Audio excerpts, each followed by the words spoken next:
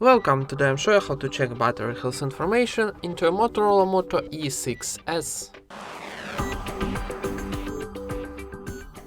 First of all, open our Play Store and find here Ampere application.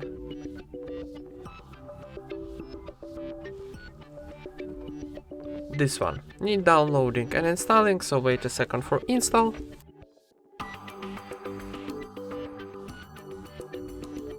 Now tap open,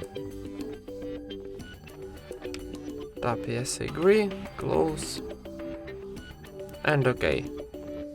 And now need swipe on the right, and here on the second column on the top we got our health information. Our health battery is good. And that's it. Thank you for watching, leave thumbs up and subscribe to our channel.